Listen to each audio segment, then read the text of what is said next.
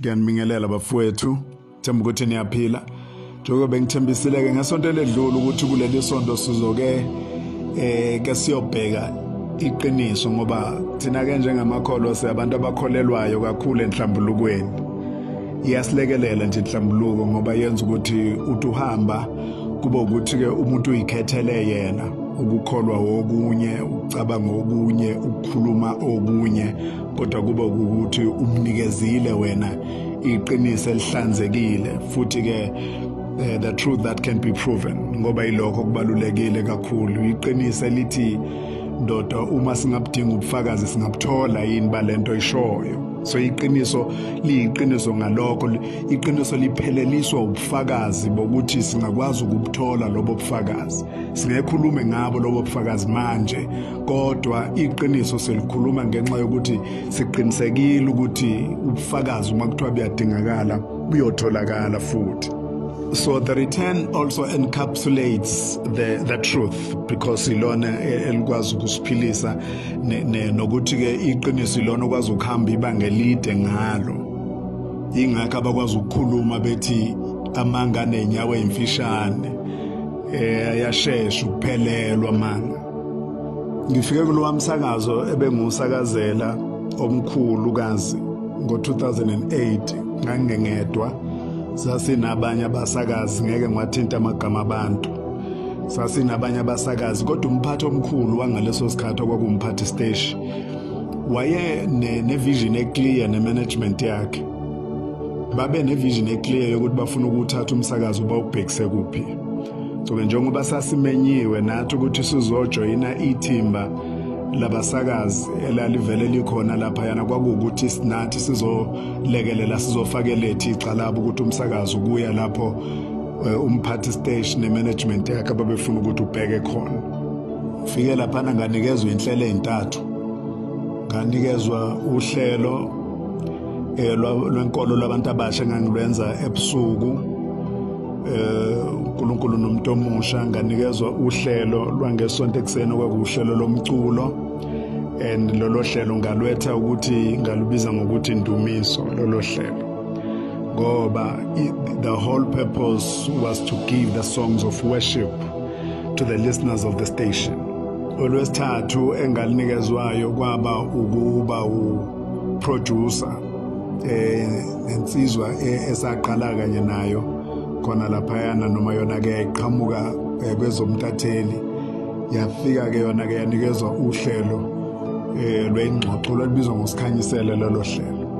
So ke ngaba uproducer walo nakuba kukhona olunye ngagcina sekilinikezwa ebusuku okusho ukuthi lwalo extender nje kusuka kulole engangilwenza ebusuku ngesonto kuze ke kuyofika ebusuku sengenza lolo hlelo olwalunomculo nje okungewona umculo wokholo noma okwakuhlelo ke okwakungelona lwenkolo.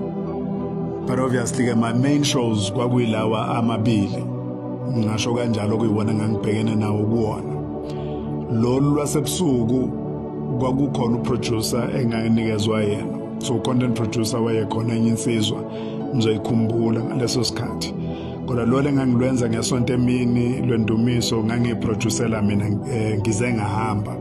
Nakuba ke kwathi mangabe ngiyonikezwa olunye uhlelo engalwenza ngo12 to 3 I think ngo2017 ngaphosisi kwasale ke kwaba khona u-technical producer ngithema ngabuya lo technical producer ke ngaqhubeka naye niyamkhumbula ke futhi no technical producer ngithi kodwa ngokwe content I continued to provide the content for the show. Lolu hlelo lokulwenze kahle njalo nakuba ngase ngihambile ke kuloliyana lwasebusuku ngoba ngelinye ilanga empeleni nje ngizoninikeza isizathu sokuthi yini yenza ukuthi ngingabe ngisaba kulolo hlelo lwasebusuku. But nje into engakutshela yona ukuthi ngayiresignela kulolo hlelo lwasebusuku engizokunikeza ama details akhona einsukwini nje as I continue to unfold this naked truth. Kushintsha kwabaphathi bestage nabaphathi abakhulu kufika lo mphathi omusha owafika nendlela ehlukile yokuphatha njengomphathi omkhulu. Bengiqala ukubona umphathi omkhulu ofuna owenza yonke into, literally yonke into. I-manager zikhona iqashiwe ngaphansi kwakhe kodwa enza yonke into. Well ke bese ngayijwayele leyo nto enjalo because bekungaqala ukuba khona umphathi omkhulu estation. Bekhona umphathi omkhulu uzikhona i-manager, especially i-manager ke ekuyiyona ebiphethe inhlelo njengabantu abaseyinhlelweni thina. So ke besazi ukuthi iloyo muntu okuyena olidayo nokuyena ohola thina njengabantu aba ngakwi component yaka programming. Kodwa ububona ukuthi akujwayelekile lokho ukuthi kungenelele umuntu angenelele angene impela nje, angene ngomkhono nangesiphanga kuzona kuyona yonke iminyango kubona wonke ama components kwakuyinto engajwayelekile. Cabanga ukuthi inkinga enkulu yaqala ke mhla ngiqala ukubuza ezinye izinto. Shuthi lapho ke ngaqala ukuthi kube khona uhlalwano ngoba kuthe ngelinye ilanga njengoba kujwayelekile ukuthi njalo ngaphambi ukuthi iqale inhlelo ezintsha ke kube nama conferences, programming conferences lapho kusuke kuzokwakhiwa khona ukuthi inhlelo zizohamba kanjani. Niyakwazi ngoba bakusho bachaza isizathu sokuhamba kuyiwa kulawo ma conferences.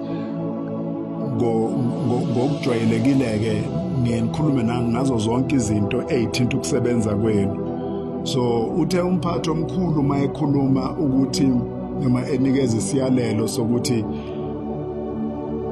sokubaluleka ukuthi sigweme uku-attracta i-negative publicity bhalwe emaphepheni also naku social media. Ngaphakamisa-ke ngabuza umbuzo ngoba ngangumuntu eyayimthinta-ke leyo nto. Ngathi ngelinye ilanga kwasukela kanje umuntu wabhala kabi ngami ngoba khona abantu abaningi abavele bavumelana naye. They even quoted one of the newspapers ekhona eThekwini ukuthi hawu usifuna ukuthi ilide ngawe ngeweekend. And indeed lelo phepha la leader ngami ngaleyo weekend. Wangibiza umphathi omkhulu nomphathi wenhlelo bahlala nami phansi bangibuza ukuthi kwenzekeni. Ngabatshela ngabanikeza ukuthi kuqale kuphi kusuke kuphi, i-confusion iqale kuphi. Ngamnikeza yonke i-detail ngathi ungahamba nawe futhi uyolalela ngoba phela kufanele ukuthi uhambe uyolalela. Ngithi suke ikhona i-track esuke kunikeza ukuthi yini eshiwe yini ekhulunyiwe. It doesn't matter ukuthi obekade lalele uzwe kanjani yena, kodwa kubalulekile ukuthi uhambe uyonikeza isiqiniseko sokuthi lona oshilo uyisho kanjani leyo nto, uyisho njengoba lona ethi uyizwile yini. Well kodwa ke azange ngize ngiyiwine leyo mpi, angiyiwinanga nje. Ngikunalokho ngathola ukugxekwa ngento engangiqinisekile ngayo ukuthi angizange ngize ngisho leyo nto. And wayazi-ke ngoba wayekhumbula ukuthi leyo case akazange ayihandlishe ngendlela e-right. Ngoba ukuze ngeneliseke nami kwakufanele ukuthi zonke inhlangothi azibheke ahambe futhi ayolalela abese buyesha athi yes no ngiyilalelile. And njengoba ngiyilalelile impela ngiyavumelana nawe athi hayi still ngiyaphikisana nawe akakwenzanga lokho. So wayekwazi lokho, vele akangawuphendula lowo mbuzo, vele akangawuphendula. Wadlula wathatha eminye imibuzo waresponda kuyona noma lo engangibuza ukuthi wenza njani-ke esimene esifana naleso akangawu-entertaina sidalo. Sikuyo kona kanye leyo conference leyo ngangisaxakwe yilento yokuthi phela siqala ukuba kulama conferences akanjena. And njengoba baphatha abanye kade bevele bekhona ngaphambilini kunendlela ehlukile esiyibona yenzeka manje. Into eyingiconfuse kakhulu lena yokuthi angiyiboni department eka programming okuyiyona that is supposed to be leading the entire process, facilitating the conference, because program manager is supposed to be doing that. Ngokwazi kwethu from the past leaders and management besazi ukuthi program manager uyena odila naleyo nto. Yes, station manager osebizwa ngo-business manager manje ukhona uyaparticipate, akhona ngisho isikhulu sakwa radio from i-office elikhulu nayo usuke khona lapho, but asijwayele ukuthi sibone program manager ehleli phansi station manager kuyena ophethe ama programs ngaleso sikhathi. But njengoba ngishilo ukuthi inkinga enkulu kwakuyilena yokuthi lo muntu wayenza yonke into ikhala lakhe lifake kuzona zonke izinto kuyena nje wenza yonke into. Cabanga organization engaka. Well ke mase kubuyelwa emsakazweni sokuyohlalwa ke manje emhlanganweni kwenziwa ne-postmortem ye-conference ayike kwanconywa ukuthi hawu kuhambe kahle and very excited ngenhlelo enipresentile kuyajatshulwa ke ngase ngiyaphakamisa futhi ngabuza ukuthi cela ukubuza ukuthi njengoba ngibone abaka programming ngoba phela ngithi ka programming kukhona u-program manager kukhona u-senior producer continuity o mhlambe kubungambiza ngo-executive producer ngokwe-structure sakudala but labo bantu azange sibabone beparticipate. Ngabuza umbuzo othi sizobe silida ubani in executing these programs njengoba kade siwapresenta laphaya. Who is gonna hold the team accountable? Because from the look of things mina ngibone sengazi ukuthi programming management is so detached and nganga understand. Kwasho ukuthi nakhona lapho kusho ukuthi ngiquestiona i-leadership style kamphathi omkhulu. Awuzange uphendule nalo mbuzo kwa-entertain eminye imibuzo. But I knew ukuthi hayi kusho ukuthi Eva khona lapha engilihlabileke and akusayokuba lula ukuthi kube nobudlelwane esingathi ubudlelwane ngizothini bukamphathi nesubordinate yakhe. Nakuba ke mhlawumbe kwakungeke kube yinto loud kodwa ngangazi ukuthi le silence nje nokuthi imibuzo yami ingaphendulwa khona lapha eshaye khona and ngizoyithola imphumela yalokho. Ukuxoshwa ke kwami sengingaqinisekisa ukuthi indlela okwenzeka ngayo kwangikhombisa futhi kwacaca ngokusobala ukuthi nanti ithuba lokuthi kudilwe nalezi zinto engayikhulumayo nalendlela ya critica the leadership and management style yomphathi omkhulu. Ukutshela ke kodwa kusasa ukuthi ngaxoshwa kanjani ufuna ukuthatha nje ngikubeke ukuthi ngixoshwe kanjani kuqale kuphi kwenzakalani kuleyo process. Ilindele kusasa njengoba ngibuye endimeni iqiniso ilona elizokwazi ukusilekelela sonke ilona likwazi ukuhlanza umuntu.